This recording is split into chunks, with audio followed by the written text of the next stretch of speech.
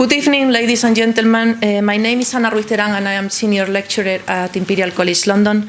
And it's my great pleasure to welcome you to the Institution of Civil Engineers for this fourth and final event of the 2016 Thomas Telford Prestige Paper Series.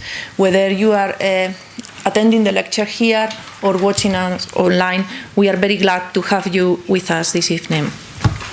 Before we start, I have a couple of housekeeping notices. The first one is related with serviceability. If you have your mobiles or electronic devices and the volume is on, please switch it off. And the second one is related with safety. In the event of a fire, we will hear an alarm, and we should leave the room through those doors at the back of the room that will take us directly outside. In the event of any other emergency, the ICE members of staff will let us know and will give us further information. So it's my pleasure to introduce you our speaker tonight. Chris Hendy is an Atkins Fellow and head of the Bridge and Design Technology Group. He's chairman of the UK BSI Bridge Committee, chairman of the UK Steel Bridge Group, chairman of the FIB UK. He's member of the CN working groups that are looking after for the next generation of Eurocodes, in particular for the steel and concrete Eurocodes. In 2012, he was awarded the Royal Academy of Engineering Silver Medal, and 1 year after, he was elected Fellow of the Royal Academy of Engineering. In recent years, Chris has led the Atkins Bridge Group, and he has developed very complex and award-winning bridge projects. Some of them is the design and construction supervision of the replacement of the stay cables in the Cable Stay Bridge, Penman Bridge in Malaysia, the design of a 152-span balance cantilever, the new Medway Road Bridge, the design of a 67-kilometer metro viaducts in Dubai, and the bearing replacements and refurbishment of the Forth Bridge that we are going to listen about it tonight, and the main cable management of the 7 suspension bridge. So his lecture tonight is entitled Bearing Replacement for the Forth Road Bridge Approach Viaducts, and this lecture is a follow-up lecture from a paper that was published by the ICE Bridge Engineering Journal, and it was awarded the Bill Curtin Medal. It's a prize for research and innovation. So please join me to welcome Chris to deliver this lecture.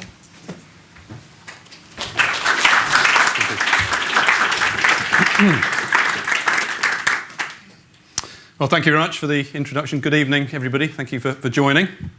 Just before I start, I would just like to acknowledge co-authors for this paper, and in particular, Barry Colford, who was our client at the Forth Road Bridge at the time of the work. He's now working for AECOM, and also Manuela Chiarello, who was part of the project team as well at Atkins at the time, but is also now working for AECOM. The rest still, I'm pleased to say, still working with me in Atkins. It wasn't to do with this job. So what we'll present this evening, first of all, a bit of introduction to the bridge and why we came to the decision that we needed to replace the bearings on the bridge. And then the second half really be focusing on the rationale for the design of the scheme and how we got on site with the construction of the works. And just for the avoidance of doubt, what this talk is not about this evening is about the work that went on either side of Christmas with the truss end links on the main suspension bridge span, which was done under a new maintenance regime and nothing to do with Atkins. I can't really comment on that. So the bridge was first opened to traffic in 1964, and it comprises of 3 parts. There's the main suspension bridge, which has got the central span of 1,006 metres and 2 side spans of 408 metres. And then there are 2 approach viaducts. The south viaduct is the longer, at 434 metres and has 11 spans. And the north viaduct is 247 metres long and has 6 spans. And the piers, the spans vary in length from 33 metres near to the abutments, and they get longer as they approach towards the river and become 49 metres at the greatest length. And the bridge crosses a whole series of obstacles such as minor roads and passes very close to residential areas as well on the way through. So the superstructure is basically a pair of steel box girders, and the concrete deck slab is carried on transverse girders that are roughly at 3 metre centres, and both the transverse girders and the main boxes are shear connected with the concrete slab and act integral together. The superstructure sits on either roller bearings or rocker bearings on top of the concrete piers, depending on what the articulation is at those locations. And the piers vary in heights from between 11 metres up to 40 metres, but the basic shape of the portal with the arch between the legs is the same throughout. And one thing to point out at this stage is the interesting feature at both the left-hand and the right-hand edge of a protrusion that goes part way up to the underside of the cross-section, but not right to the top of the pier.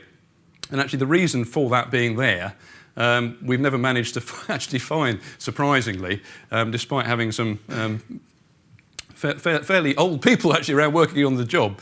But it was suspected it was probably something to do with the erection of the original bridge. But actually that feature proved to be very, very useful later on in the bearing replacement work, as I'll mention. So the two types of bearings we've got on the existing bridge, roller bearings and a rocker bearing, and there are 40 bearings in total, all of which ended up needing to be replaced. So the roller bearings were 150 mil in diameter. You'll see some gearing on the ends there, some teeth there put there to stop the roller bearing from slewing when it rolls backwards and forwards. And you can also see a particularly thick bearing plate there as well to spread the stress down to give you an adequate bearing pressure on top of the concrete. And one of the advantages with the roller bearing is it splits the eccentricity you get from backwards and forwards moving under temperature equally between the substructure and the superstructure. And that gave us some issues later on in the replacement design. The rocker bearing, simpler device, just a 300mm high steel casting, basically acts as a cantilever sticking up from the top of the pier, so there's effectively a pin connection at the top of that rocker bearing. And as the decks drag backwards and forwards, the force causes fairly significant up and down forces in those holding down bolts, and they go down quite a way into the pier. So the articulation is different on the two approach viaducts. So the south viaduct is actually made up of two continuous lengths. There's a continuous length from the south abutment that you can see on the right to the shared pier at pier S3, which is the pier that's shown with both a rocker bearing and a roller bearing sitting on top of it. And then there's another continuous length from that shared pier to the south side tower at the far left-hand end. The portion of continuous deck to the right from the south abutment was basically designed to be fully fixed at the abutment, and then all of the movement was taken up on rollers at the top of the piers. The continuous length to the right of the south side tower was designed to have the piers fixed to the deck throughout, and the movement backwards and forwards under temperature is just taken by flexing of the piers because they're sufficiently tall and slender to allow that movement to take place. And that has the advantage of bracing the piers against buckling, so it looked like an efficient design. When the bearings were being inspected, some displacement monitoring was also carried out to see actually how the thing really was articulating. And that showed that in fact on most of the piers the rollers were not rolling at all. They were actually just dragging the piers backwards and forwards in the same way as the rockers were, so they weren't really functioning most of the time. And actually, as a corollary to that, what was tending to happen was the abutment was being pushed backwards and forwards into the earth. So the point of the neutral point wasn't actually at the abutment, but some way in front of it. And the north viaduct, all of the bearings on the north viaduct are of the rocker type. So as you get further away from the fixed point at the north abutment on the left, as the movement increases, the piers get deeper, and again, it's possible to make the design all work just by flexing of the piers. So in terms of the condition, when the bearings were inspected, as well as finding that the displacements indicated that the bearings were not actually rolling. That was also what was found when the bearings were looked at close up. There was very little evidence that they'd been rolling for some time. There was some evidence that the top plates were actually sliding backwards and forwards across the top of the rollers, but not that there was much rolling going on. And that was pretty much because of the corrosion that had happened to the majority of these rollers. And in fact, in many cases, the teeth on the gearing had sort of welded itself with the rust to the bottom plates, and a number of the teeth had actually sheared off because of the force being attracted. This is actually one of the rare ones that still had some teeth left on it. The other thing that was possibly inhibiting the rolling as well were the very high vertical stresses just acting through the roller. And although that one looks fairly round, actually a number of these bearings were actually marked quite ovalised. They were no longer round, and they literally had been squashed to some degree under the loading. Now this sort of general lock-up of everything was bending the piers backwards and forwards, but in actual fact the majority of the piers could actually tolerate that additional force. Certainly the ultimate limit states, when you looked at cracked section properties, it was possible to verify that the piers were still okay. More difficult at serviceability, but there was no particular evident cracking actually in the piers, although it's quite difficult to spot behind the blockwork. However, the forces that were being locked into the piers were transmitted into the deck, and actually this was more of a problem, the extra axial force in the deck steelwork, because the design of those was quite tight in bending and shear already, and so the additional axial force from the stress from locking up was not particularly helpful. The bearings themselves were also assessed just to the modern code, so they were assessed to BS 500, which was still in force at the time, and also to the incoming Euro norm, BSEN 1337 Part 4 for roller bearings. And that showed that the geometrical limits of the codes weren't met. Effectively, these roller bearings were too long and thin. And also, there was a significant codified overstress, which correlated with the fact that, that some of these had lost a degree of their roundness. And coupled with all of that as well, some of the bearings were starting to reach the end of their travel. Now, unfortunately, it was difficult to fully understand why that might be, because there were no records of where the bearings have been over time or how they were set in the first place. But it was suspected that, again, because the bearings weren't necessarily rolling all the time and the plates at the top were sliding, this possibly had doubled the movement on the top of the rollers compared to what they should have experienced. The rocker bearings, there's kind of less that can go wrong, really, with the rocker bearing, because it's just a big lump of steel, and the fixings were still well in place. There was some signs of corrosion to the rocker bearings, but really, when tested out to the current codes, they still had adequate strength. But unfortunately, the rocker bearing piers shared actually another problem which the roller bearing piers had as well, which was there was quite considerable delamination of the concrete in the top part of the pier. And some of that went round the outside, the face of the pier, as you can see there, but actually the majority of it was on top of the pier, and actually a lot of the delamination went right underneath the bearings, and was therefore really compromising the ability of the bearings to carry the load in the future. And that delamination was investigated, so the usual tests were done for chlorides and carbonation, and it was found that the chloride levels were quite high in the top of the piers, and in a number of cases had actually reached the reinforcement, and that was probably a major contributing factor.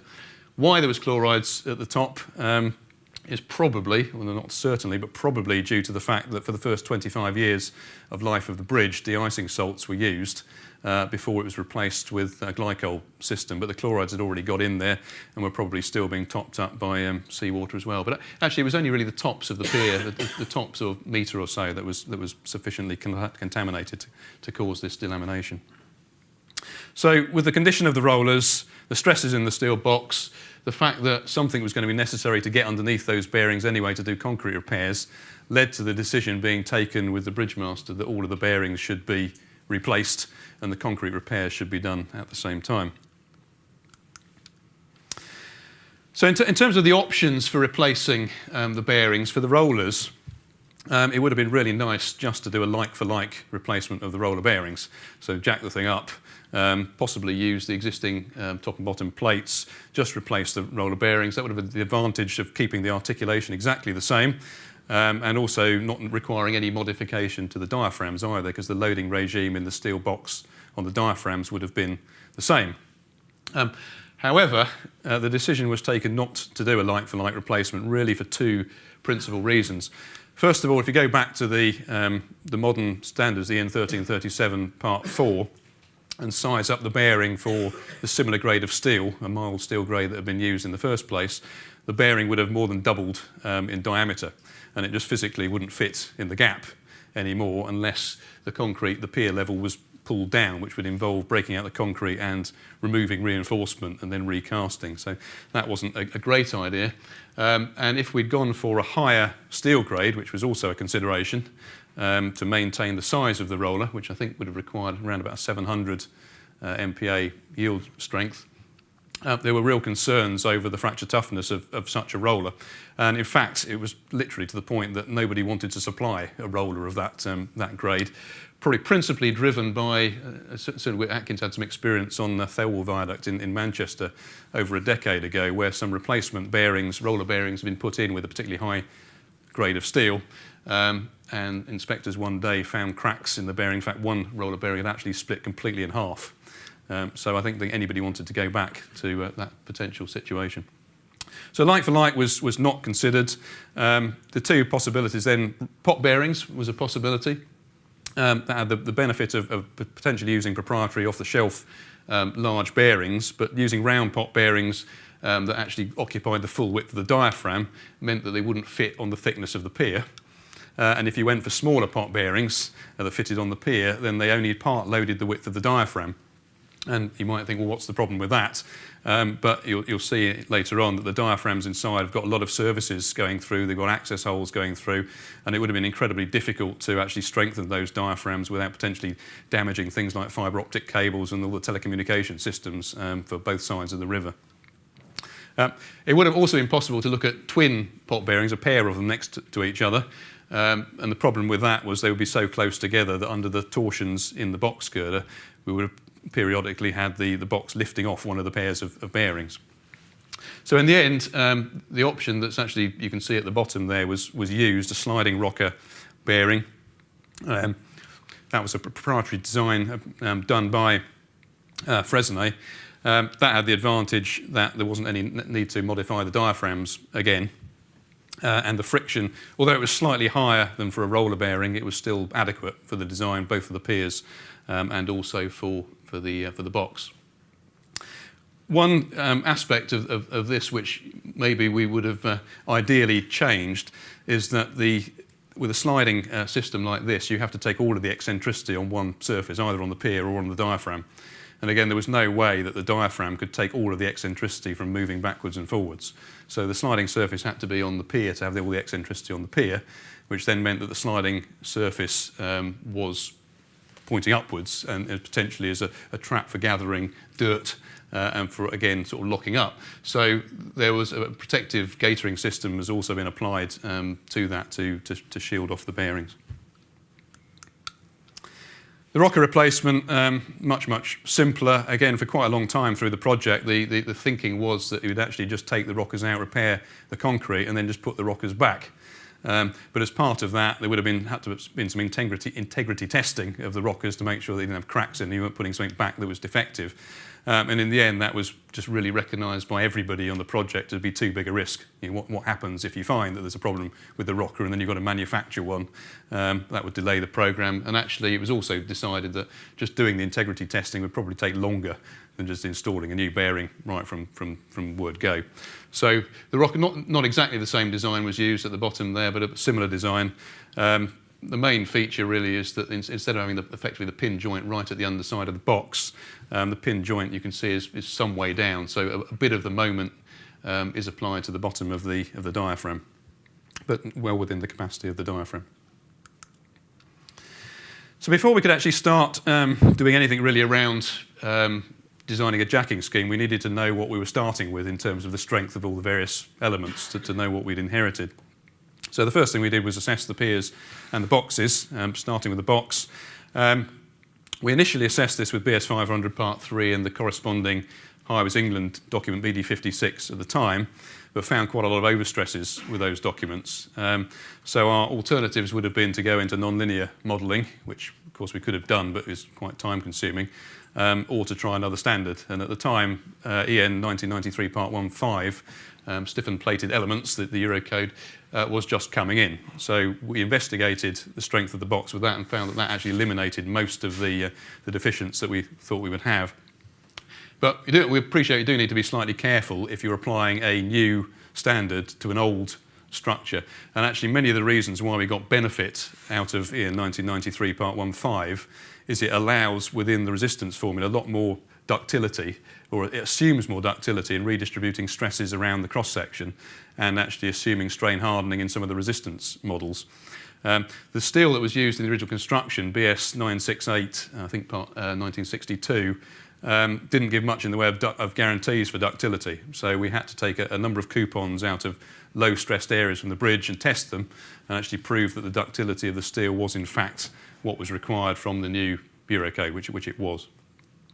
And the other thing we need to be a bit careful about, I'll just come back and touch on that very briefly in a minute, is torsional buckling of the stiffeners, because the Eurocode assumes that that particular method of buckling is prevented, whereas the BS allowed you to carry on designing even if that was a potential mode of instability, albeit with reduced stresses.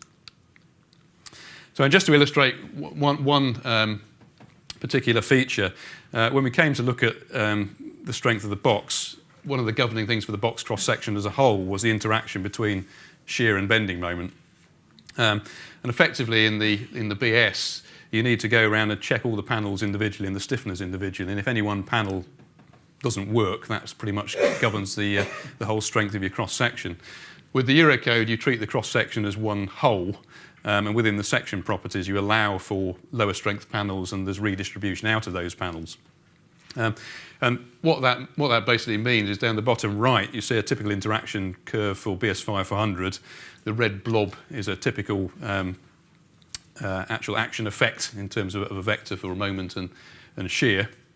And the black line on the outside is the interaction diagram for the Eurocode. And you can actually see for the particular box here, there is actually no interaction at all between bending and shear until the shear force is around 80% of the shear value, and that's been found actually by our own research and by others to be the case for typical bridge type members. There is virtually no interaction in actual fact between shear and bending. So that eliminated quite a lot of strengthening which otherwise we would have had to carry out to the old BD. And in fact all the strengthening that remained was just a few stiffeners for torsional buckling and some limited strengthening due to the jacking stiffener arrangements. The top image there is actually taken out of the 3D model that was used for a number of different reasons throughout the scheme. And you can see the torsional buckling, it's those yellow plates, flats, which were added to some of the stiffeners to give the buckling resistance. And the other members that are appearing on the web there were part of the jacking scheme just to actually give a bit more strength to the web. Because we were going to put a whole load of holes through the web for the jacking stiffener, so we needed a bit more strength, which came from bracing the panels. But the other benefit of actually this 3D model, just in passing, was we found that quite a lot of stuff in the box was not really where the as-built information said it was going to be. So we continually were updating the 3D model with the survey information. And in this particular case, it showed that some stiffeners we were trying to put on behind the services, sort of halfway up on the right, the services were a completely different location, so we had to move the locations of those stiffeners. And actually where we were thinking we were having to add some stiffeners just down the bottom of the web there, actually there were some bonus stiffeners in the bridge already, so we didn't need to actually add anything in there. The other sort of significant difference was that the old BS implied that we needed to go around strengthening all of the vertical stiffeners on the web as well. Had quite a high overstress of around 50% overstress, whereas the Eurocode suggested that it was a sort of 10% spare in the resistance. And that really comes about from just the different philosophies in the two codes. So BS 500 was based on work done in Cardiff by Rocky in the 1960s. So very simplistically, Rocky assumed that shear was carried in a web panel until you got elastic buckling, which is not the final strength, but elastic buckling occurs, you get some corrugations in the web, and then all further shear is covered in the truss method, which puts compressive forces into the stiffeners. And at the same time as Rocky was doing that piece of work, Höglund was doing some work in Sweden, came up with a different theory. His theory looks similar at first glance. Again, you carry shear in pure shear up until elastic buckling, but beyond that, a membrane tension develops along the web and causes the stress field to rotate. And actually that membrane tension, although it allows you to carry more shear, it doesn't put any force directly into the stiffeners. So the only force you get in the stiffeners is in the final collapse type mechanism you can see at the bottom, where there's some additional contribution from the flanges. And the Eurocode, it actually has a method at the moment that's somewhere in between those two methods. So the usage of 0.9 there is almost certainly quite conservative itself. And then I'll just skip over this very quickly, but that was just really illustrating a torsional buckling mode of a stiffener. The current standard, Highways England standard BD100, basically requires you to do strengthening to the Eurocodes, but it requires justification for doing that. And in this particular case, as I said, BS500 allows you to design structures that have this mode of buckling, whereas the Eurocode does not, because it invalidates all of the assumptions about redistribution around the cross-section in that shear moment interaction diagram that I showed. So some limited strengthening did have to be done to those bottom flange stiffeners. So the pier was also assessed. It was assessed for its global effects and also for bursting at the top. Fairly simple diagrams just used for the bursting check there. So that predicts that you're going to need some tensile elements some way down from the pier. Unfortunately, there's virtually no reinforcement through the thickness of the pier on these on the Forth. There's some mild steel reinforcement, but certainly not enough to provide that force. And yet, the piers have been in use over the years, and there's no obvious signs of cracking from bursting forces anywhere. So the whole problem was looked at again, using the tensile strength of the concrete to provide that tie in the strut and tie diagram, which is something that the FIB model code talks about a lot, but is pretty much glossed over in Eurocode 2. And when we did that, the diagram there on the left is showing how the stress you can put into that top bearing plate varies with the aspect ratio of B over A. So if the loaded area A is the same width as B, for example, then there is no tensile force, and you can basically achieve the full compressive strength, uniaxial strength of the concrete. If A is very small compared to B, then that basically means you've got an awful lot of concrete available to provide the capacity in that tie.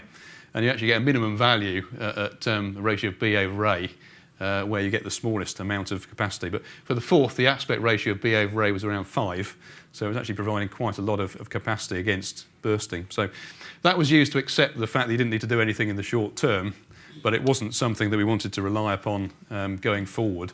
So as part of the replacement works, when we were doing the temporary works and temporary widening around the pier, we decided we would address the shortfall in bursting reinforcement quite easily and readily at the same time, as you'll see in a minute.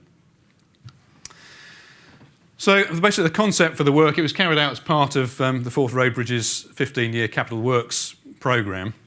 And as always the case with bridges of this sort of era, there was no provision in the original design for replacement of the bearings.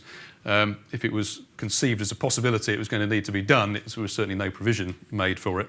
So we needed to jack up the box to get the bearings out to repair the concrete. And to do that we needed both to widen the piers to find suitable locations to put the jacks, and we needed to strengthen the box girder itself to allow the jacking loads to be applied to the steel box. And we also had to come up with some means of holding everything in place as well while the articulation was temporarily lost, particularly at the fixed bearings when everything was up on the jacks. How do you provide the fixity that you've temporarily lost? And just to make it more interesting as well, the whole of the bridge is a Category A listed structure. And so was basically any modifications to the outside of the bridge had to be agreed with Historic Scotland and the two planning authorities at both ends of the bridge as well. So that made basically sort of some sort of graphics of what we were planning to do quite important. And a 3D model was generated not only for the bearing replacement works, but the image at the top, we were also doing some works on underdeck access, improving that to the main bridge so that the model covered the entire bridge. But basically to the left and to the right is a before and after picture. So the works basically on the bottom right comprise really two main features. So we needed to widen the piers out to be able to find locations to put the jacks down. And that was where we were able to make use of the feature that nobody knows why was there in the first place. So we needed to put a corbel up the top, and instead of just using a rectangular shape, by putting a chamfer on it, we were able to, in some way, try to make it sympathetic to the shape of the arch as well. Actually, when I talk about how this corbel was designed, although it looks like that provides a lovely load path straight down that leg, and you wouldn't need much in the way of doweling into the pier, in actual fact, there's virtually no reinforcement in this feature. And the concrete strength on its own wouldn't have been adequate to take load straight down that little nib. So really, most of the load actually does transfer in this corbel directly into the wall of the main pier. So that was one feature. The other feature, the difference you can see is two external stiffeners have appeared here, and you've got similar stiffeners on the other side that you can't see. So at each bearing location, there were 4 jacking stiffeners, and they were located in locations such that you could access to get the bearings in and out, both from the front and back, and also from the sides. And in fact, it wouldn't have been possible to put the jacking stiffener on the line of the diaphragm, which might have been quite nice, because of a clash with the cross girders on the top as well, and the fact it would have stopped you from getting the bearings out and in from the side. So after we showed Historic Scotland that, they actually said, OK, well, that's all right, because as you can see, there was actually already some warts on the outside of the bridge anyway from previous strengthening that had been done in the 1980s. So it wasn't completely out of keeping anyway with what had already been done to the bridge. And I won't go through the detail of this slide, but we got a lot of other benefits actually on the way through from this 3D model. So there was obviously selling it to third parties, but one of the other drivers was actually the construction sequence itself, and just getting people to visualise what it was. And one of the things that the designers, we were most worried about on the design risk assessment was actually just doing things in the wrong order, because it was quite a complex sequence, and potentially if you put something on in the wrong order or drilled a hole in the wrong order, then that potentially compromised the strength of the works overall. But there are also benefits actually from, as I said, from mapping as built on site through survey to make sure we were putting things in the right place. So the construction sequence was all sort of within the model, so this is quite a convenient way to sort of talk through a simplified version of what's happening. So starting from the top left, the first thing we needed to do was prepare the surface of the corbel area and drill holes through in both directions to get the reinforcement through from the corbel into the main structure. And at this stage, there was also some cathodic protection installed as well, with a titanium anode mesh installed within the corbel at the face of the old pier. So then the corbel was then concreted. At that point, the steelwork, the jacking stiffeners were installed. And then the temporary works brackets that maintain the articulation or maintain the fixity were then installed as well. And at the time of doing the corbel, some ducts were cast in, so that steelwork that you can see in the middle there was pre-stressed on to the corbel using McAloy bars to hold it in place. So then the jacking operation could be carried out. The bearings were then replaced. And the whole structure was jacked back down, and the temporary brackets were removed. And what you can't see there from that angle that the graphic is taken is that the corbel is not right to the top of the pier. That was our initial mistake in the original sort of scheme design. Until we realised the bleeding obvious, which was if you set the level of the corbel at the top, when you come to do your concrete repairs at the top underneath the bearings, you would straight away expose all the reinforcement that you just put in for the corbel. So the corbel was kept at 300 millimetres down, so that you didn't then undermine the new reinforcement that had been put in for that corbel. So the concrete repairs could be done, reconstruct the top of the pier and put the new bearings back in. So the design of the corbels, again, fairly straightforward. Strut and tie method was used. The bars were resin anchored typically into the pier. Obviously, we didn't want to hit reinforcement drawing when coring through, although that's kind of inevitable when you do this. So we wanted to minimise it, certainly. And we initially started off using cover surveys to try and sort of paint on the outside of the concrete where all the bars were, until again we realised the obvious again, and that because actually all this works was going to be incorporated in a corbel, we found the best way was just literally to cut a chase out of the concrete and expose the bars, and then you had a much better idea actually where they were. There was a lot of constraints on the size of the corbel. What you can't see there is an access gantry that drives up and down on the outside of the bridge, and so we couldn't make the piers actually much wider than they already were without hitting the gantry or requiring really expensive modifications to the gantry. So that did confine the space.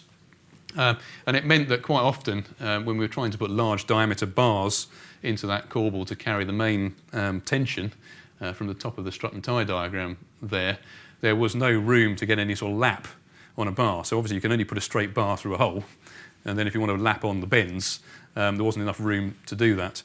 So the solution that was adopted was to use L bars for the big bars, push the straight portion through the hole, and then on the far side to use these end plate connectors that were on threaded bars onto the end of the reinforcement. And that actually worked quite nicely with the whole strut and tie methodology. One thing we did know from previous projects that I've been involved in is that these, whether they're threaded couplers or threaded end plates like this, they have particularly bad fatigue performance. Now, this was not going to be required to be acting very long, because it was only going to need to carry traffic loads during the jacking operations and bearing replacement operations. But there was still quite a considerable stress range from the traffic.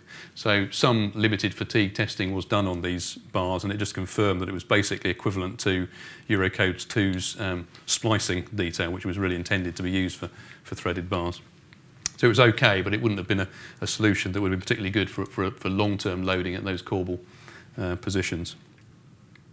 And a coring protocol was also established for the site team, basically just to let them know what happened if they hit a bar. So there was a certain number of bars that could be drilled through, and a certain number of bars or different locations that could not, and this kind of explained what they needed to do in different situations. The jacking system itself required quite a lot of thought. So as I mentioned, because of the arrangement of stiffeners around the box, we had 4 jacking stiffeners. So they were to the left of the box and the right of the box, and to the front and the back of the box. And what that means is having 4 jacking points meant that if you made them all completely rigid and lock them off, then if you apply load to one span, then there's a tendency for it to sit on the front set of jacks and lift off the back, effectively sort of transmitting a large moment down the pier. So that wasn't acceptable either from the point of lifting off on the jacks or from the point of view of large eccentricities of moment on the piers, and neither of those would have worked. So there were a number of solutions we looked at. One of the solutions that was considered was just keeping the jacks floating on the hydraulics throughout, but I think nobody felt very comfortable with doing that throughout the whole course of the works. People wanted to have the jacks locked off, myself included. So what we ended up coming up with was basically a jack stack combining a number of components. And the jacking stack basically had the jacks at the bottom. So at each jack location there were in fact 3 jacks in a sort of triangular formation. On top of that was a bespoke steel cum elastomeric pad layer, and the elastomeric pad basically gave a bit of flexibility to the whole system. And then on top of that was just a typical pot bearing that provided typically a free bearing, but to provide some transverse restraint, we had one of the bearings guided at each location. And coming back to this diagram here, what this is intended to be showing is for different situations, if you make everything completely rigid, for the 4 jacks at each pier position, you can see that one of them ends up lifting off and going into tension, the others end up picking up very large loads. And as you make that elastomeric pad layer softer, you get a more even distribution of the force to the various 4 bearing layers. The line at the top here is also showing what the total reaction is at all 4 of them put together. So you can see that around about 1 × 10⁵ kilonewton meters, you've evened out all of the load, and also you haven't actually lost any of the total load. But if you make it floppier than that, you even out the load, but you start actually effectively applying a differential settlement case and shedding load to the adjacent piers, which was also not a good idea. So in the end, the specification basically centred around a stiffness of about 1 × 10⁶ as a kind of a good value in between. And that also meant that when you were trying to concrete in or grout in the new bearings, the deck wasn't bouncing up and down too much under traffic. What I should say is all of the jacking operations were done under live traffic. And there were no closures of the bridge at all throughout that period. We started off doing the jacking at night, but actually found that at night all the nasty big heavy things come out. And actually, it was no worse to do it during the middle of the day. And actually we ended up relaxing it to doing it in rush hour and all sorts of things. So there was no need to restrict the traffic.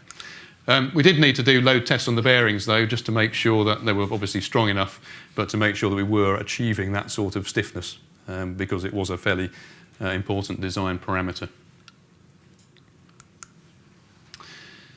The jacking stiffeners themselves, this is a sort of fairly typical, well actually it's not that typical because it's one of the abutment ones, but the jacking stiffeners were all box type stiffeners, as you can see here, and we basically had 2 different arrangements, and we chose them depending on where existing steelwork actually ended up.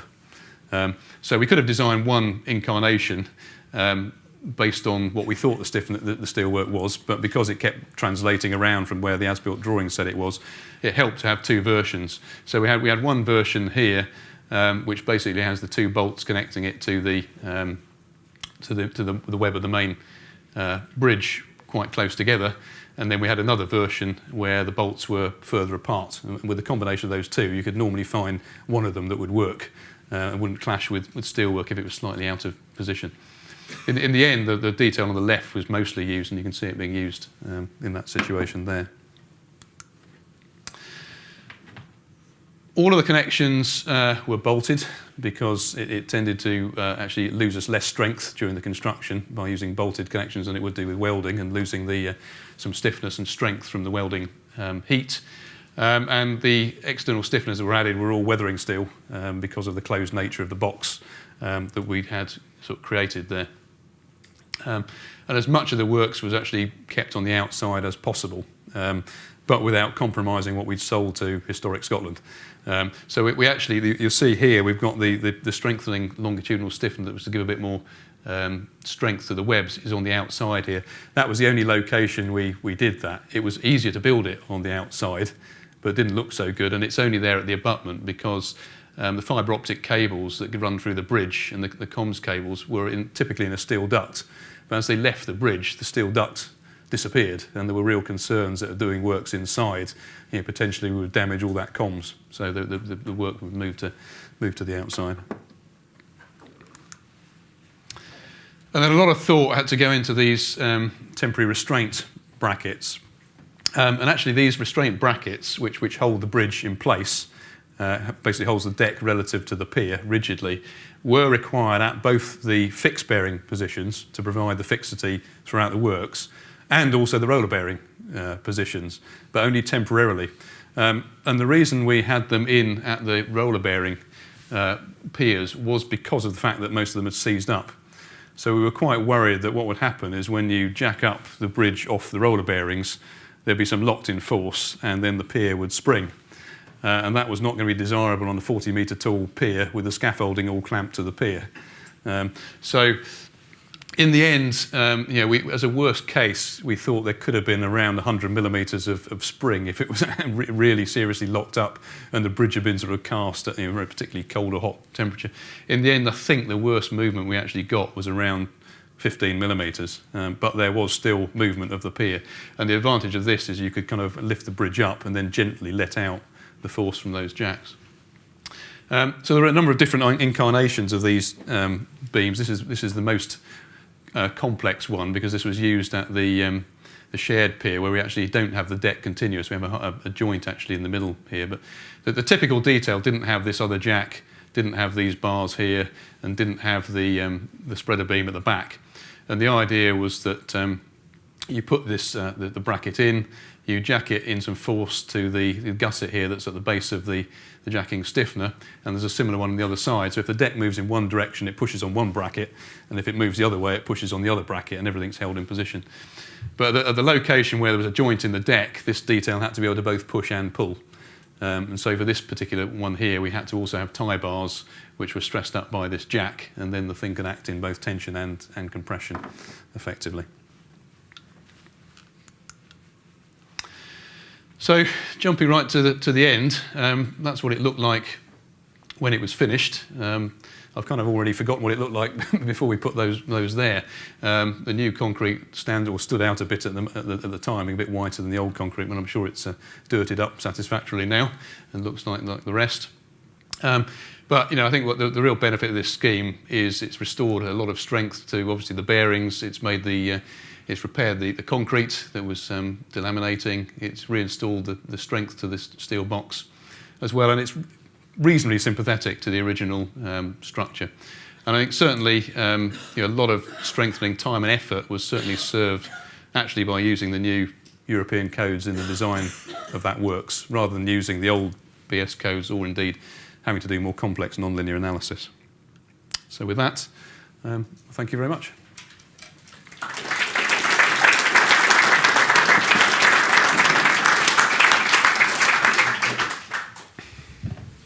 Thank you very much. We have now time for multiple questions, both from here and also from the people that are watching us online. We have multiple microphones, so if you please just raise your hand if you have any question and wait for the people with the mics to come here. Any questions? Any questions coming online at the moment? Not yet. I do have a question. Did you? As is your responsibility. Yes, of course. And I have used the best one just before. But did you have to choose any particular time? And I'm talking about the temperature, to try to identify any best thermal conditions for acting? No, it's a good point. I forgot to mention that the displacement monitoring was basically started, I think, about 2 months before bearing replacement started. So again, they were monitoring the piers and the bearings for 2 months at the start to see how everything was moving, and then they carried on monitoring 2 months or so after the works was done to try and check that it was actually now moving in the required way. The design of the bearings themselves didn't require any particular temperature setting. They had presets associated with the different temperature regimes. So as long as the work wasn't going to be done in ludicrously cold temperatures, the preset was just varied, and the way the thing was displacing and moving was just monitored throughout at the time that they made the presets. Okay. Any question? Here, wait, please, for the microphone. If you could say your name and affiliation. Yeah, my name is Derek Hughes of Connect Plus. I think the one thing that just struck me that I would perhaps be a little bit concerned about is the corbels just relying upon resin anchoring of the rebar. And I'm just wondering what special, if any particular aspects went into ensuring that those are okay, and whether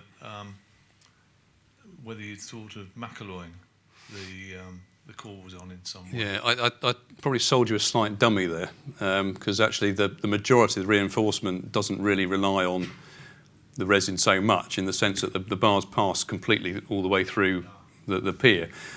So almost whatever you stuck in there would produce an anchorage length.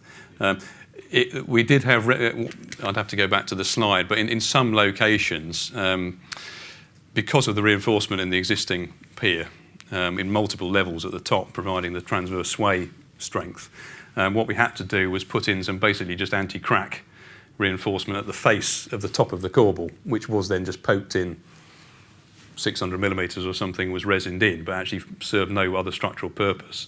And then those big bars that you saw further down, they go right the way through, which is why they were inserted as L bars, sort of poked through, and then fully mechanically anchored the other side. Yes, we did. We did also think about Macalloying them on. It was probably quite close between the two, given we'd already Macalloyed on the temporary works. But in the end, it just seemed to be a lot easier just to shutter it up and do it as an ordinary reinforced concrete corbel. Yeah, no, I sold you a dummy there. No, I wouldn't do. Any other question?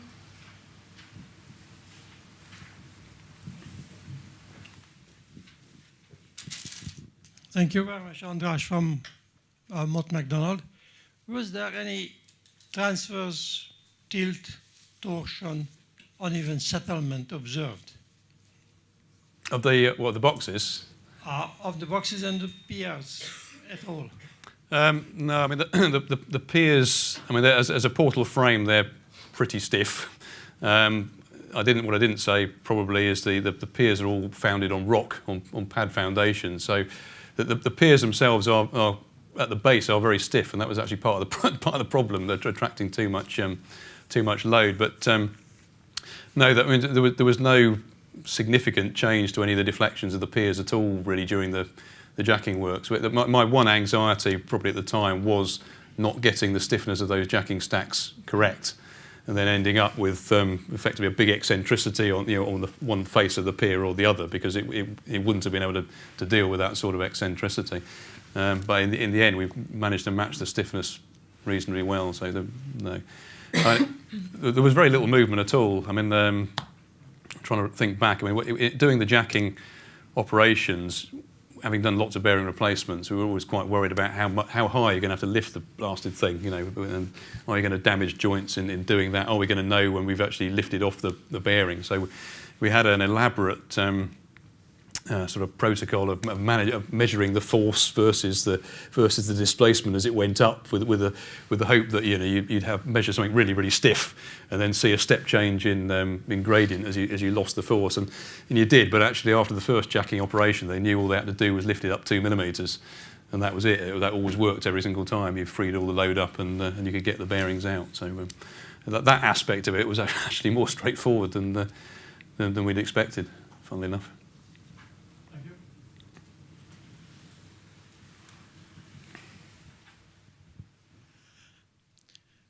Thanks for an interesting talk. Mike Webster, MPW R&R. I was interested to see your use of both British and Eurocodes, and be interested in your views on use of Eurocodes for assessment of both steel and concrete structures. Yeah, that's quite a big...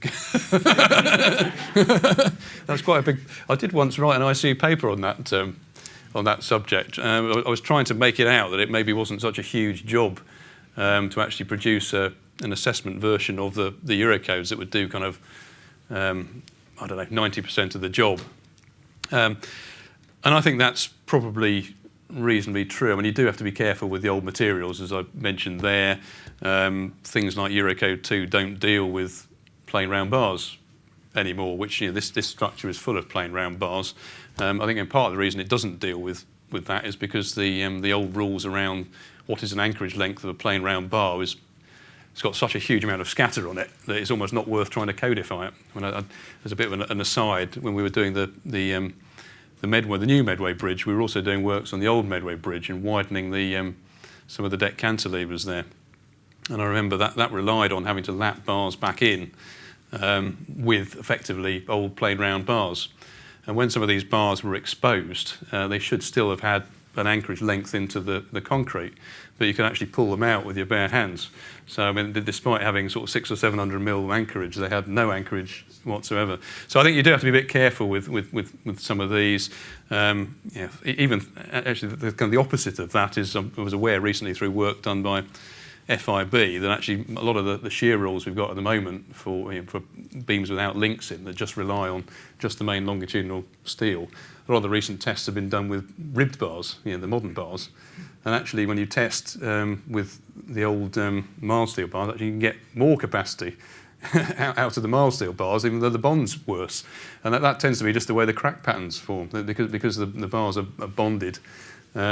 The cracks tend to sort of form diagonally. The poor anchorage and bond you get with a mild steel bar tends to make the cracks form more vertically and not kind of interact with the shear field so much. So you do get quite wacky results. But in principle, I don't think, I think it's quite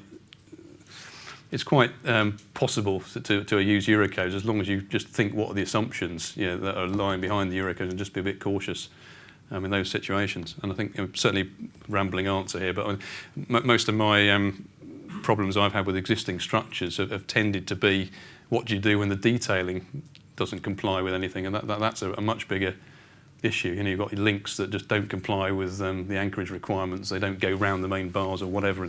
That's a problem in any language, I think. But, so I hope I hit something of your question somewhere in that.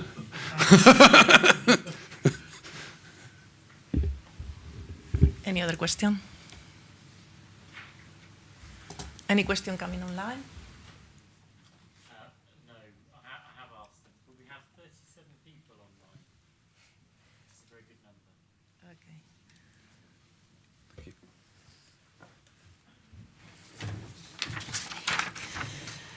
I would like to show our appreciation to the speaker, Chris, for this excellent lecture and very, very interesting one. I consider that it's absolutely desirable that examples of very good practice and examples that you are doing in projects and in construction are shared with the professionals. And this needs an extra time for writing papers, for doing this lecture. So thank you very much for having do so. When the fourth road bridge was opened in 1964, it was the fourth longest suspension bridge, and at that time the designers were not thinking about the replacement of bearings. So it's something that it has given you a lot of extra work, but it's something that nowadays we have learned the lesson, and when you are designing bridges, obviously we are considering that. It was very interesting to listen about how the regular inspection, the monitoring, the assessment, the testing that you have done has allowed you to finalize the solution, and also very interesting how from the very beginning you were conceiving different solutions. Some of them you have to just disregard them, and you just end up revising the solution up to finding a very interesting one. I personally found very nice the final solution with the corvettes, and aesthetically I reckon, at least from my point of view, they are very aesthetically pleasant. It's also very interesting how you build up all these 3D models that allow you as a designer to have a very good understanding about how you are going to do the things and in which order, and to make sure that you minimize the risk of making any error. I also read in the paper that you mentioned, I think there's something that you have not mentioned here, but you also made models on site, physical models, and that's very, very, very interesting. And I would like just to say thank you for this excellent presentation. I would like to ask the audience to join me and most of our appreciation in the traditional manner.